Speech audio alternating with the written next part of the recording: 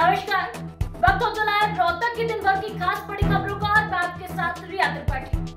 देखिए मेरे साथ क्या है रोहतक में खास हेडलाइन के साथ। हरियाणा में विधानसभा चुनाव का बिगुल बज चुका है और इसको लेकर तमाम पार्टियां मैदान में है। क्या इस बार कमल खिलेगा, हाथ पर मोहर लगेगी या फिर झाड़ू चलेगा? क्या विधानसभा का ताला चाबी से खुलेगा या तो आने वाला 8 अक्टूबर ही बताएगा। हरियाणा में 5 अक्टूबर को मतदान होनी है और 8 अक्टूबर को नतीजे आएंगे। ऐसे में क्या सिटिंग एमएलए की टिकट कटने पर या फिर चेहरा बदले जाने पर भारतीय जनता पार्टी को फायदा हो पाएगा?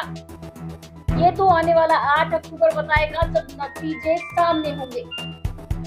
हरियाणा में विधानसभा चुनाव नजदीक है, इसको लेकर तमाम पार्टियां मैदान में हैं। अपने स्तर पर पार्टी को मजबूत बनाने का प्रयास कर रही है। भारतीय जनता पार्टी चुनाव से पहले एक इंटरनल सर्वे कराकर और बैठक कर समीक्षा करते हुए तमाम निर्णय हर बार चुनाव से पहले लेती है।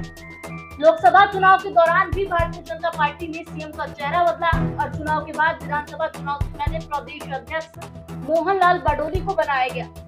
ऐसे में पार्टी को कितना फायदा सीएम का चेहरा बदल के हुआ है? वहीं विधानसभा चुनाव में क्या सिटिंग एमएलए की टिकट काटे जाने पर या फिर चेहरा बदले जाने पर पार्टी एंटी इनकम्बेंसी को रोकने में सफल हो पाएगी?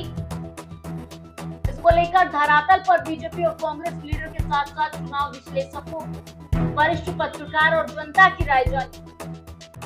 भाजपा नेता ने कहा कि दोनों ही मुख्यमंत्री ने अपने कार्यकाल में अच्छे काम किए हैं। वहीं सिटिंग एमएलए की टिकट कटने और नए चेहरे को उतारने पर कहा कि इससे पार्टी को फायदा होगा।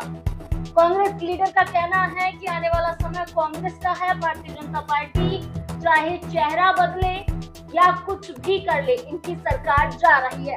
चुनाव विश्लेषकों का कहना है कि पार्टी के नाम पर वोट मिलते हैं, कैंडिडेट बदलने से कोई फर्क नहीं पड़ेगा क्योंकि बेड वही है, बस चादर बदली गई है। रोहतक से वरिष्ठ पत्रकार ने बताया कि 10 साल हरियाणा में भारतीय जनता पार्टी की सत्ता रही है। मनोहर लाल खट्टर 2014 में और 2019 में मुख्यमंत्री बने, जो कि पंजाबी समुदाय से आते हैं।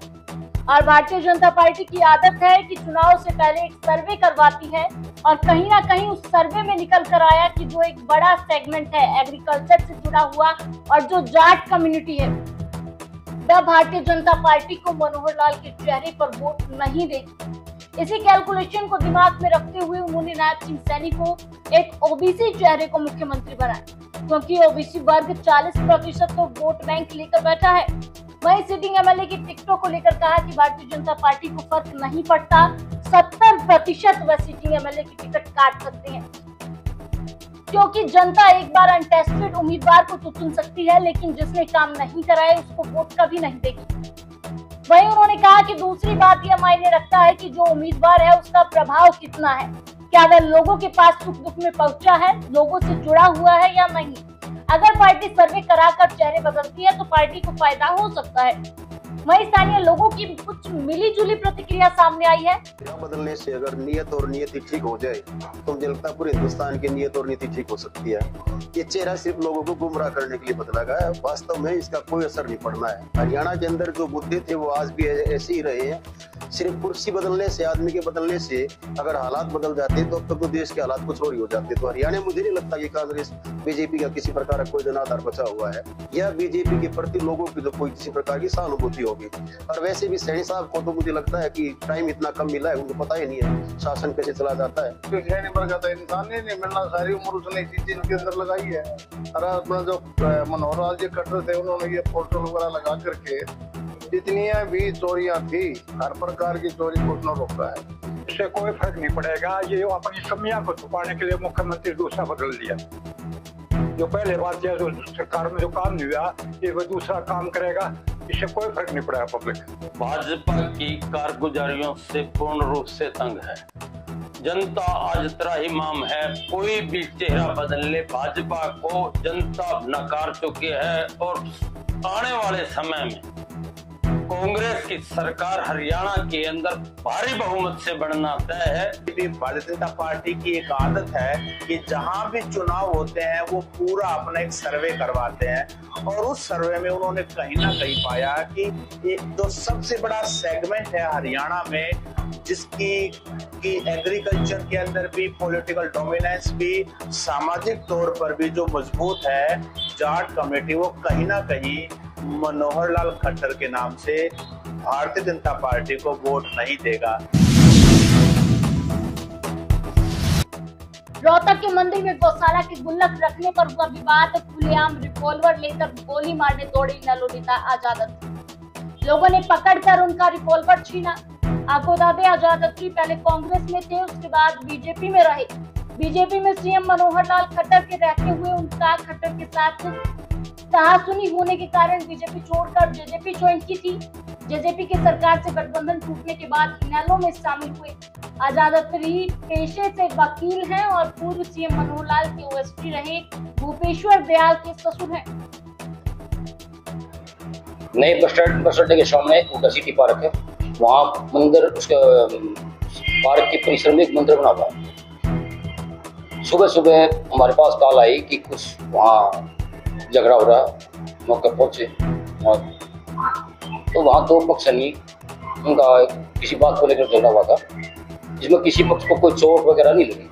आपस में कहासुनी हो गई थी और इस मामले की जांच करें, जैसे जो कार्रवाई होगी। एक रिवॉल्वर, एक आदमी से रिवॉल्वर मिला है, रिवॉल्वर था, वो पिस्टल लाइसेंस ही वैसे था और वो भी हमारे पास है। अभी दोनों पक्ष की तरफ से दरखास्त आई है, इस पर जो भी कार्रवाई बढ़ेगी करेगी।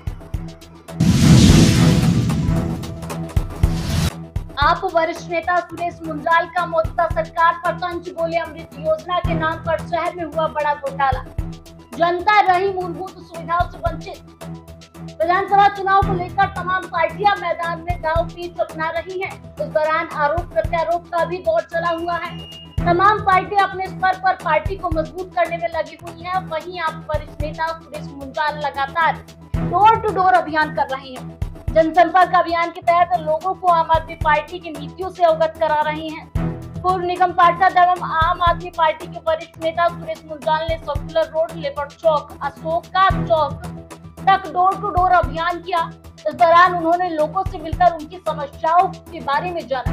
सुरेश मुंजाल के नेतृत्व में कई लोगों ने आम आदमी पार्टी में आस्था जताते हुए पार्टी भी ज्वाइन की। आम लोगों ने अपनी समस्याएं जैसे ट्रैफिक जाम, सीवरेज, गंदा पानी, कूड़ा, टूटी हुई सड़कों आदि के बारे में बताया। वहीं इस बारे में सुरेश मुंजाल ने जानकर कहा कि पिछली सरकार में कांग्रेस और वर्तमान सरकार में भाजपा दोनों ने ही शहर के इन मुद्दों को ठीक करने पर कोई ध्यान नहीं दिया है। इस सरकार में तो अमृत योजना के नाम पर बहुत बड़ा घोटाला हुआ है। अब तो घर की जगह पर आज तक कोई एक्शन नहीं लिया गया। उन्होंने कहा कि दोनों सरकारों ने शहर का भट्टा बिठा दिया है। उन्होंने कहा कि इस बार तीसरे विकल्प के रूप में आम आदमी पार्टी जनता के बीच में है और जनता ने बदलाव का मन बना लिया है। उन्होंने कहा हरियाणा में आपकी सरकार आएगी और केजरीवाल की गारंटियों को लोगों तक, जन जन तक पहुंचाने का काम करेंगे।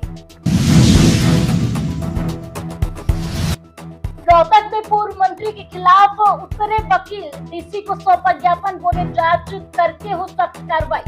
एसपी को धमकी देने का है आरोप। भाजपा के पूर्व मंत्री मनीष ग्रोवर के खिलाफ रोहतक के वकीलों ने सोमवार को डीसी और एसपी को ज्ञापन सौंपा।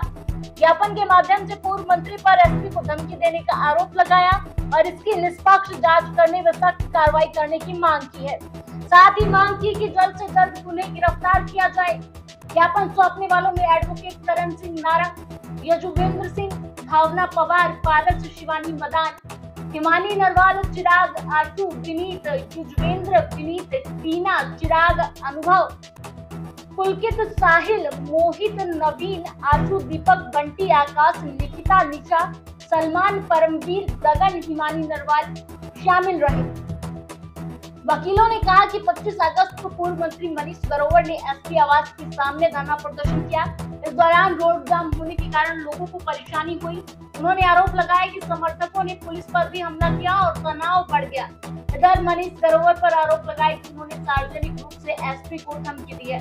जबकि 16 अगस्त से आचार संहिता लगी हुई है। यह आचार संहिता का उल्लंघन भी है। उन्होंने कहा कि एक एसपी को इस तरह धमकी मिल सकती है तो आम आदमी क्या करेगा।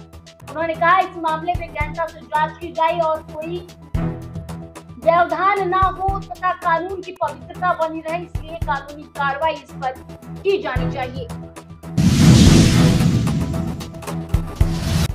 रोहतक में ईवीएम की पहली रैंडमाइजेशन प्रक्रिया पूरी। चारों विधानसभाओं के लिए 996 बैलेट यूनिट, 996 कंट्रोल यूनिट तथा 1080 वीवीपैट की यूनिट अलॉट।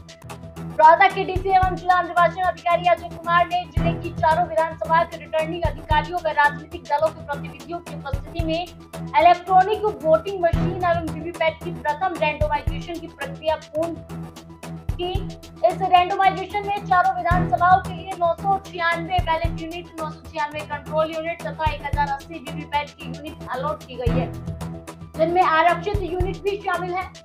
जिला निर्वाचन अधिकारी अजय कुमार ने कहा कि भारत निर्वाचन आयोग की हिदायतों के अनुसार हरियाणा विधानसभा आम चुनाव के तहत इलेक्ट्रॉनिक वोटिंग मशीनों एवं वीवीपैट की प्रथम रैंडमाइजेशन की गई।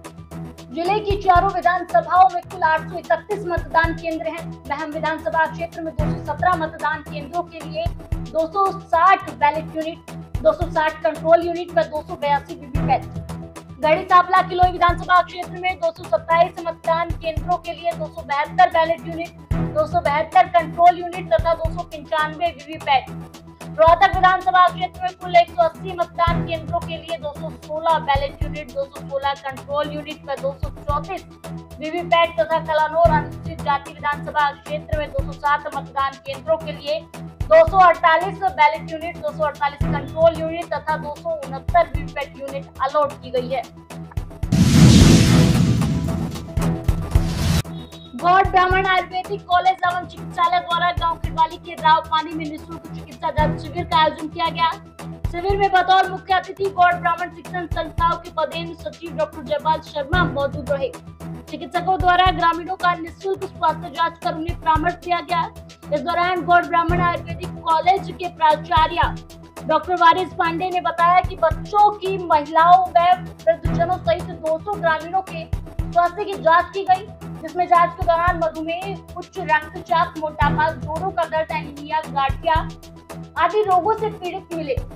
मुख्य अतिथि डॉक्टर जयपाल शर्मा ने कहा कि गौड़ ब्राह्मण आयुर्वेदिक कॉलेज एवं चिकित्सालय द्वारा ग्रामीण क्षेत्रों में समय समय पर निःशुल्क चिकित्सा एवं जांच शिविर आयोजित किए जा रहे हैं। इन शिविरों का मुख्य उद्देश्य जन कल्याण की भावना और सामाजिक सरोकार में कॉलेज की सहभागिता सुनिश्चित करना है।